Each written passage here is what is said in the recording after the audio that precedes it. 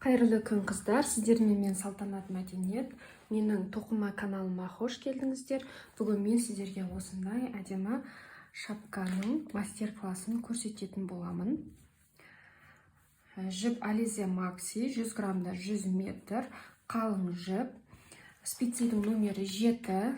Қазір алда специя туралы айтып кететін боламын. Қазір шапкамызға тоқталайық. Мендегі шапка 4 жастағы қызға арналған.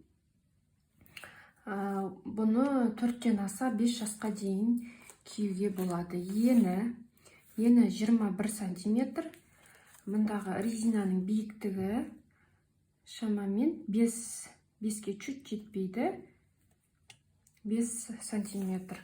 Ал жалпы ұзындығы шапканың 21 сантиметр. Қыздар, осы мастер-класста мен қалай өлшем алу, қалай тоқу керек барлығына анық-қанық тоқталып өттім. Міндетті түрде менімен бірге тоқып көріңіздер. Жаңадан тоқыманы бастаған қыздарда тоқи алады. Тоқылуы жеңіл, тек оң және мына резинада теріс ілмектер. Оң теріс тоқып білсеңіз болғаны, және жіптің өзінен осындай әдемі помпон жасап тағып қойдым.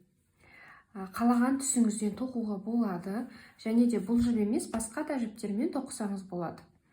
Ал ендеше қыздар, менімен бірге осындай әдемі шапка тоқуды бастаңыздар. Каналыма тіркеліп, лайк басуды ұмытпаңыздар. Қыздар, мен үлгіні арнайы үлгі тоқымадым осы шапкаға арнап, себебі мен мұның алдын осы жіпте мен кардиган тоқыған едім. Осыны мен қазір 10 сантиметрді өлшеп алып, осыдан өлшеп шығаратын болам, маған шапкаға қанша ілмек керек екендігін. Бұл жуылған, үтіктелген бұл кардиган. Сіздер де егер үлгі тоқысаңыздар, міндетті түрде тоқып, оны жуып, кептіріп барып өлшеңіздер. Сонда сіздің өлшеміңіз нақты шығатын болады. Қазір мінекей тегіс етіп жайып аламыз. Бұл жуып, уже жіп отырған, жаңағыдай көтеріліп тұрған жоқ. Енді мен 15 сантиметрді алам. Міне, мына жерден мына 15 сантиметрге дейін менде қанша ілмек бар, осыны санаймын. Мына 15 сантиметрге дейінгі ілмекті менде 15 сантиметрде 18 ілмек бар екен. Мына жерде аралығында 18 ілмек. 15 сантиметрде енін 15, биіктігін 10 сантиметр етіп үлгі тоқып алсаңыз болады. Енді қараңыздар. Менің жағдайымда 15 сантиметр. 15 сантиметрде 18 петля, яғни ілмек болды. Осы 18-ді бөлеміз 15-ке, бізде шығады 1,2 ілмек. Яғни 1 сантиметрде 1,2 ілмек бар деген сөз. Енді баланың бас өлшемін аламыз. Мен қазір 4 жасқа тоқимын. Жалпы 3 жастан 5 жасқа дейінгі балалардың бас өлшемі 51-ден 53 сантиметрге дейін болады. Интернеттен алып, ашып қарасаңыздар, бас өлшемін, обхват голова десеңіздер, барлық өлшемдер шығады. Содан өзіңізге керек өлшемді аласыз. Мен 52 алдым. 52. Енді осы 52-ні мына 1,2-ге көбейтем. 52 дегенімін, ол 52 сантиметр деген сөз, бас өлшемі. Соны мен мына 1 сантиметрде 1,2 ілмекке көбейтуім керек. Сонда менде шығады 62,4. Енді қараңыздар, осы жерде ескеретін нәрсе, шапка тоққан кезде шапка басқа бос тұрмау керек. Мына мысалы кардиган тоққан кезде кардиган денемізді қысып тұрмайды ғой, сәл кеңдеу болып тұрады. Сол себептен де біз қалай шықты, осы егер кардиган тоқитын болсаңыз, осы ілмекті іліп аласыз. Ал егер де бұл шапка басқа кішкене сәл нығыз, тығыз тұру үшін сіз 62-ні бөлеміз 10%-ке. Азайтамыз. 62 ілмектен 10% ілмекті азайтып тастаймыз деген сөз. Тура калькуляторға осылай салыңыз, 62,4 минус 10% деп. Сонда сізде шығады 56-та 11 бірдеңе болып шығады. Енді мен бұны шамамен жоқшалап 56 ілмек деп алам. Болды, осы 56 петляны іліп алатын боламын. Қазір осыны бірге тоқимыз. Мына 10%-ті мен қыздар әрдайым шапка тоққан кезде ғана минус жасаймын. Ал кардиган, шалбар, басқа заттар тоққан кезде олай жасамаймын. Ендеше ілмекті бірге іліп бастайық. Специяның номері менде 7. Енді жібімізді өзімізге керек мөлшерде аламыз да бас бармақпен сұқ саусақтың үстінен өткізіп, осылай бірге ұстаймыз. Егер тоқып білмесеңіз, менің тоқымаға арналған видеоларымды көріңіз, мастер-класты. Енді специяның екеуін бірге алып, үстінен өткіземіз. Бас бармақтың астынан сұқ саусақтың астына қарай тартамыз. Бұны бір ілмекті алып тастаймыз, қатты үлкен болып кетеді. Так, 2 ілмек алынады бірден, одан кейін ары қарай бірден алынады. 3, 4, 5, 6, жақыннан көрсетейін. 7, 8, 9,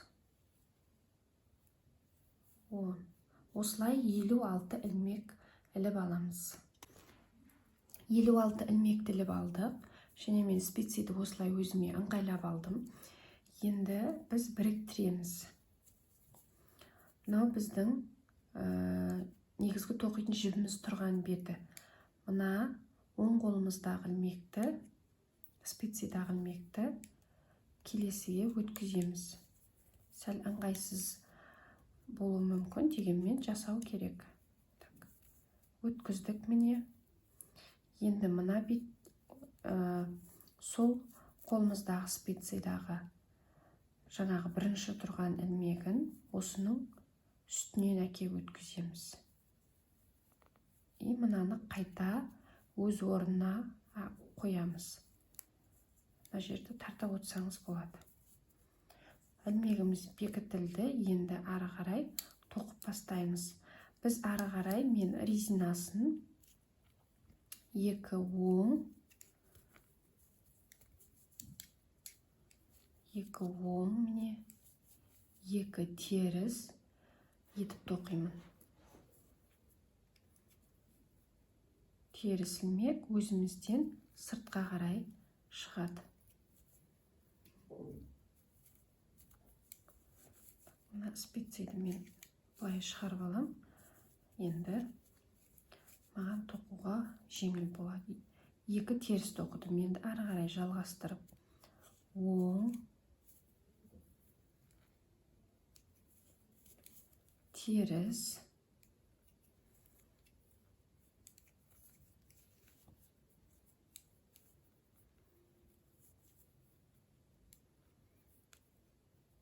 теріс. Осылай ары қарай біз мынау бірінші қатар, енді бірінші қатарды аяқтап ары қарай тағы 7 қатар.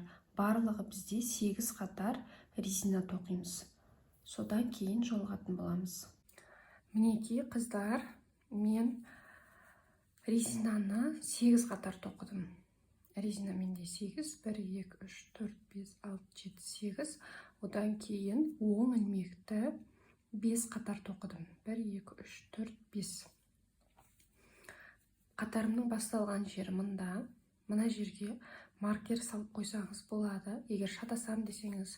Бірақ мына бастаған жіптен де қатардың басын табуға болады. Міне, енді менде жаңа қатар басталады.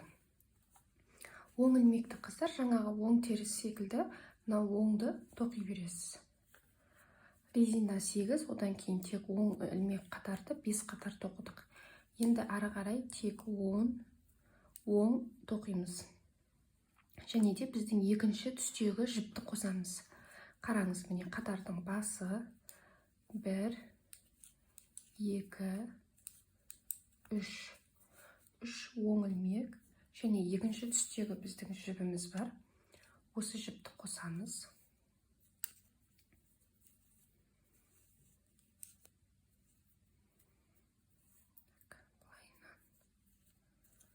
Былайынан алайын. бір ілмек қостық. Енді қайтадан жаңағы негізгі тоқып жатқан жібімізді аламыз. Мынаны кейін жақсылап жасырамыз. Пока что бізде осылай тұратын артында.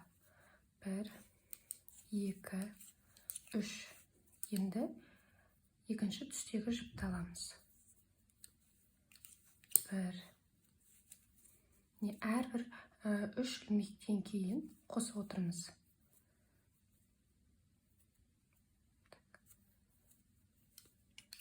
1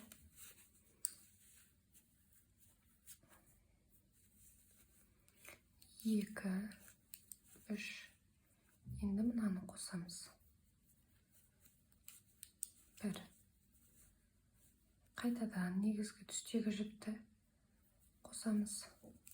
1 2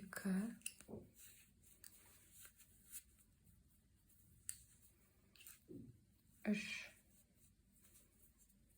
Осылай қатардың соңына дейін аяқтаймыз.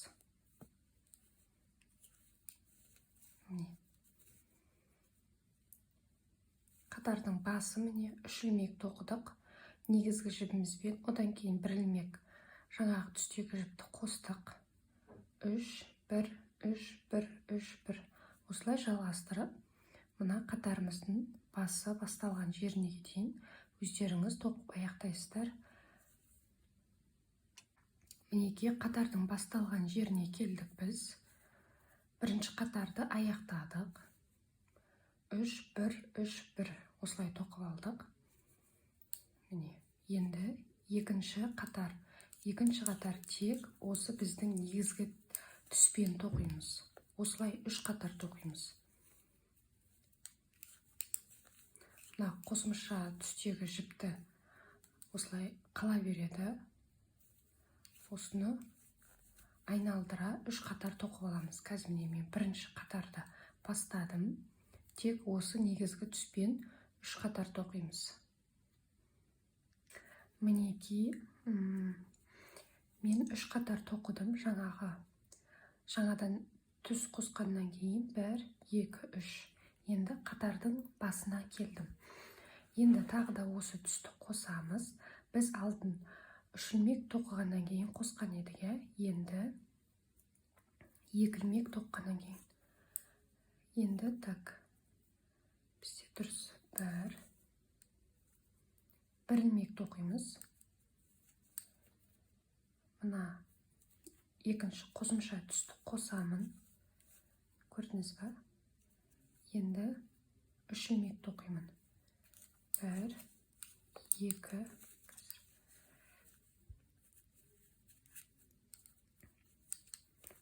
2 3. Енді мына тағы негізгі қосымша түсті қосам. 1. Енді қайтадан негізгі түспен 1 2 3. Мына екінші түсті қосамын. 1. Сонда бізде итоғы былай шығады. Қараңыз. Қатардың басталған жері 1 ілмек негізгі түспен тоқыдым. Одан кейін екінші түсті қостым. Себебі қараңыз, мынаумен мынаның арасында 3 ілмек бар. Осы үшеуінің ортасы мына негізгі қосымша екінші түстегі жіп болды. Енді 1 2 3 тоқыдым. Одан кейін қосымша түс. 1 2 3 қосымша түс. Мына екеуінің арасында көрдіңіз ба? 3 ілмек бар. 3 ілмектің ортаңғысы мына түс болды. Осылай жаңағыдай 3 ілмек тоқисыз, қосасыз, 3 ілмек тоқисыз, одан кейін қосамыз. Мінекей. Енді қайтадан 3 ілмек тоқимыз. Одан кейін қосамыз. Сонда міне 3, осы үшеуінің ортасы міне тағы да осы түс болды. Осылай қыздар, бізде мына түстен 6 болғанша қосамыз. Яғни мына жерде 1, 2, енді осы қатарды біткеннен кейін 3 қатар тура жаңағыдай мына түспен тоқимыз. 3 қатар. Одан кейін мына қосымша түсті қосамыз. Ол түс мына қатарымыздың басталған жері тура мына ілмектің үстінен түседі. Осылай 1, 2, 3, 4, 5, 6 болғанша мына түсіміз тоқи береміз биіктігін. Әрбір 3 ілмектен кейін қосылып отырады сонда. Әрбір 3 негізгі түстен кейін қосасыз. Осылай бізде 1, 2, 3, 6 болу керек. Сол биіктіктен кейін барып біз қысқартамыз. Шапкамыздың биіктігі дайын болады. Ал соған дейін өздеріңіз осылай қоса беріңіздер. Әрбір 3 ілмектен кейін қосып отыруды ұмытпаңыз. Және де мына негізгі түстегі жіпті мына қатарда біз қазір қостық па, енді келесі 3 қатар қоспаймыз. Одан кейін 3 қатардан кейін қосамыз. 3 қатар қоспаймыз, 3 қатардан кейін қосамыз. Мынау секілді осылай жалғасып отыра береді. Барлық қатарда қоспаңыз. 3 қатардан кейін ғана қосамыз. Ендеше сәттілік. Мінекей қыздар, біздің шапкамыз почти дайын. Мына жерде екінші қосымша түс, осы түсті біз 6 ілмек болғанша тоқимыз дедік. Міне 1, 2, 3, 4, 5, 6. 6 болды. Және де әрбір түстердің арасы 3 ілмектен кейін қосып отырдық. Және де мына биіктігі де тоже 3. Мысалы, мына жерде мына қатарда бізде ілмек қосылды ма, одан кейін 1, 2, 3 қатар қоспаймыз ештеңе. Одан кейін 4-ші қатарында қосамыз. Осылай әрқайсының аралары 3 тең. Және де байқасаңыздар, мынау бір линияда, мынау бір линияда жүреді. Міне осылай бізде барлығы 1, 2, 3, 4, 5, 6 болды. Өте оңай қыздар. Енді ары қарай біз қысқартамыз. Және де соңғы қатарда мен қыздар, мына жерде жіп қосылғаннан кейін, екінші түстегі жіп қосылғаннан кейін 3 қатар тоқылу керек еді. 1, 2, 3. Мен 4 қатар тоқыдым. Соңғы бекітпе болғандықтан 4 қатар тоқыдым. Енді бекітеміз. Бекіту өте оңай. Мынау қатардың міне басталған жері 1, 2. 2 ілмекті бірге аламыз. 1, 2. Яғни ілмектерді 2-2-ден біріктіріп бекітеміз деген сөз. 2, 1, 2.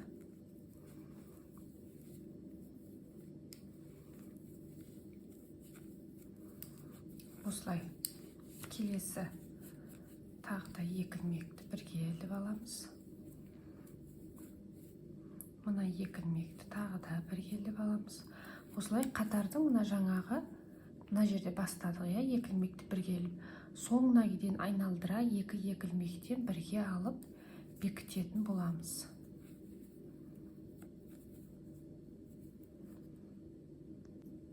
Айналдыра 2 ілмектен бірге іліп бекіттік. Бекіткенде қысқарттық. Қысқарту, бекіту деп дұрыс айтыппын. Бірінші қатарды аяқтадық қысқартудың. Енді екінші қатарында тек қана оң тоқимыз. Ешқандай да 2 ілмекті бірге алмаймыз. Тек оң айландыра қатардың жаңағы басталған жеріне дейін оң тоқып шығамыз. Бұл екінші қатар қысқартудың. Үшінші қатарды аяқтадық. Яғни ешқандай жіп қысқартпай, тек оң айналдырып тоқып шықтық. Енді екінші қатарды, енді үшінші қатарда тағы да жаңағыдай бірінші қатар сияқты мына екеуін бірге аламыз. Мен специяда шығарып алайын, себебі жіп қысқарды, ыңғайсыз болады. Екеуін бірге, мына екеуісін бірге осылай. Бұл бізде ең соңғы қатар қысқартудың. 2-2-ден жаңағы бірінші қатар сияқты 2 ілмектен бірге алып оң тоқимыз.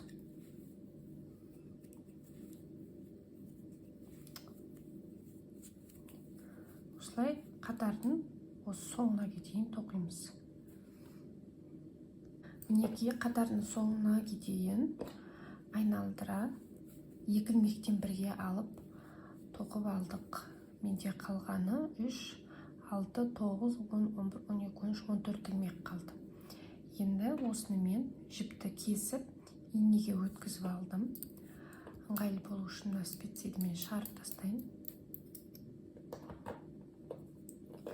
Енді мына ilmектің барлығын специяға осылай өткізіп аламыз.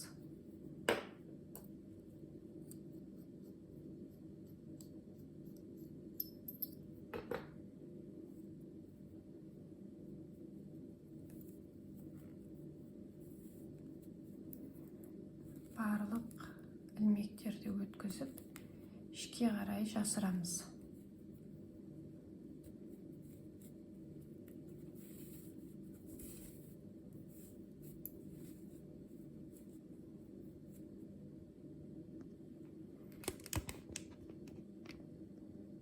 Жібімізді өткізіп алдық. Міне барлық ilmekтерден ақырын жіпті тартып, үзіп жібермей тартамыз. Одан кейін 1-2 айналдыра ilmekтерден осылай айналдырып тағы да өткізіп аламыз. Мына бетінен және мына жағынан өстіп айландыра, кішкене қаттылау болу үшін өткіземіз, тартамыз.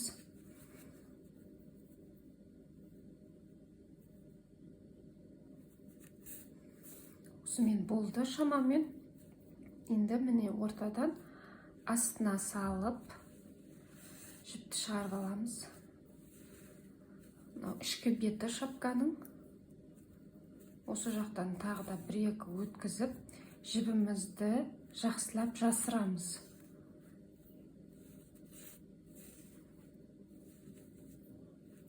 Жақсылап жасырып бекітеміз. Мына жақтағы қалған жіптерді, мына жібіміздің мысалы бастаған жерге, осыларды мына жақтарға жақсылап былай өткізіп, бекітіп бітіреміз. Осымен шапка дайын. Мен қазір помпон жасайтын боламын, оны бөлек көрсетемін. Сонымен біздің шапка дайын. Бұны жуамыз, шапканы жуып, одан кейін жақсылап кептіріп, үтіктеген кезде өзінің формасына келетін болады.